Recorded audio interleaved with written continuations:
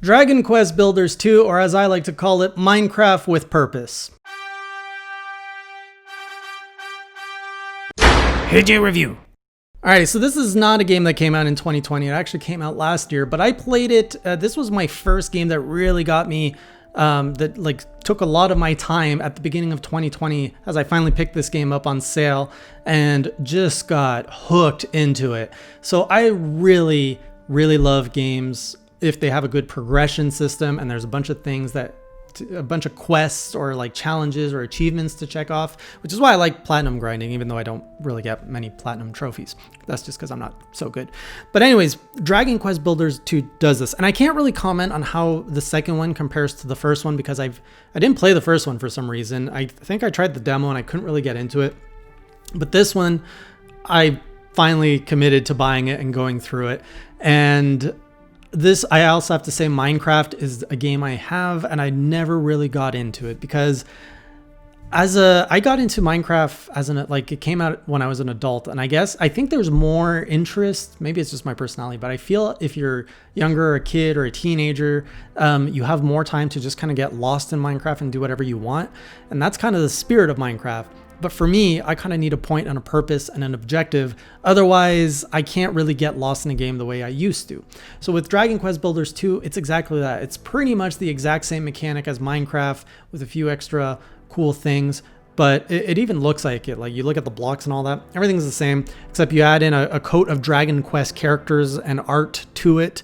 And then quests. There are so many checklists to fill. That's really what kept me hooked in this game, because I'm like, oh, what happens when I fill up this list? Oh, something else happens. What happens if I do this? Oh, that unlocks all of this.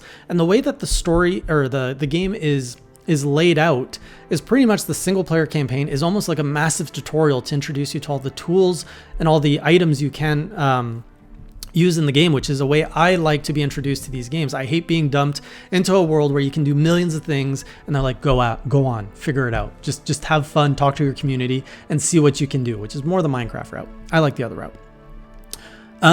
So before I start praising that too much, I just want to say, especially at the beginning, if you're just getting into this game and you're only going in with hype, the biggest downside to this game is the text, the story, the lore. It drags on forever. And when you start the game, it's a really, really slow ramp up. I'd say the first hour of the game is holding your hand so heavily, it would have probably lost my interest if I hadn't already invested my money into it. And I needed to no, I hope this game is better than what it is. So I kept playing it.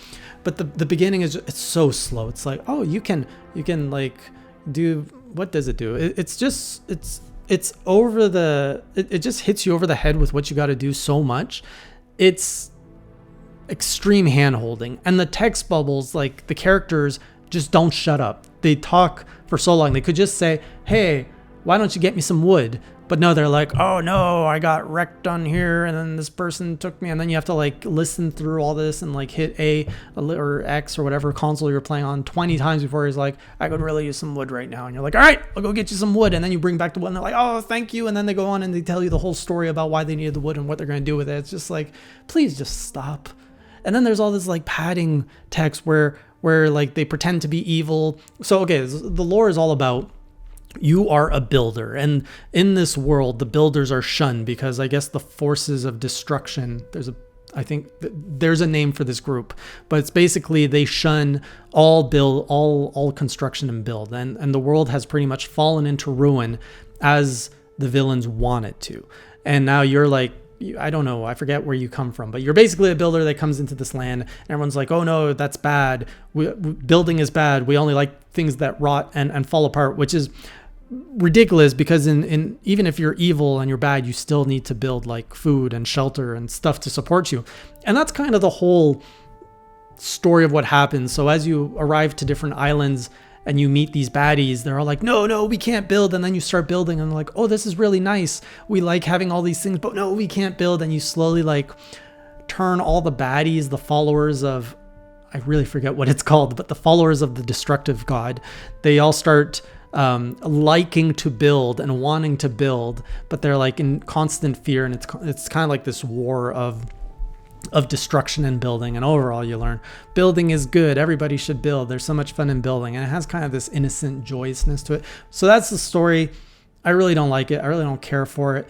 And the whole time your ally is heavily foreshadowed to be the ultimate villain. Like, this isn't even a spoiler. Within the first hour when you meet him, he's lost his memory. He looks evil. He has evil tendencies to destroy everything. And the whole game just keeps foreshadowing, like, maybe he's the bad guy. And the whole time you're building things, he's like, why can't I build things? Everything he touches instantly destroys. It's the worst kind of foreshadowing I've ever seen. And then by the end of the game, of course, he turns into the bad guy and you have to beat him up.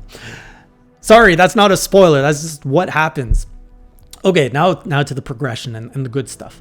So there's the central aisle, which unlocks slowly. And the central aisle is kind of your map to do whatever you want. You can build whatever you want.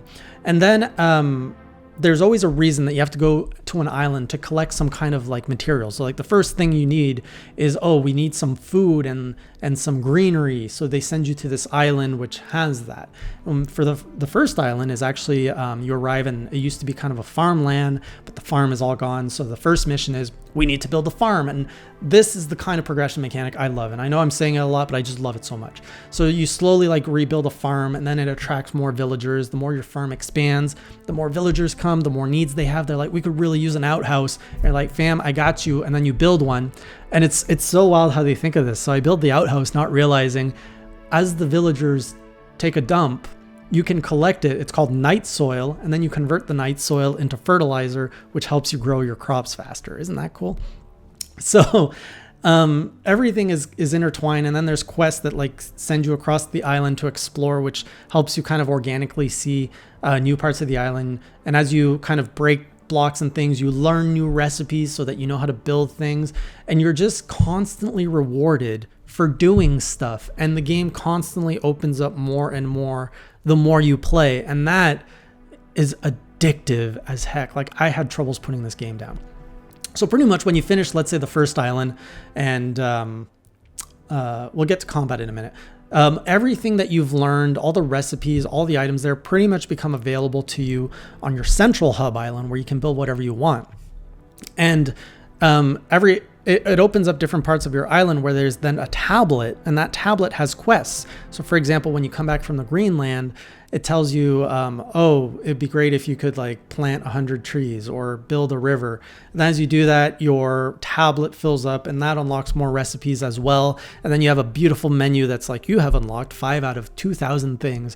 And then if you're a completionist, you're like, I need to unlock everything for no particular reason other than the fact that you want to see that progress bar fill up. Outside of the big major islands that you go to that unlock kind of like these different things, there's also kind of a little story to each island with a boss, and each boss plays very differently.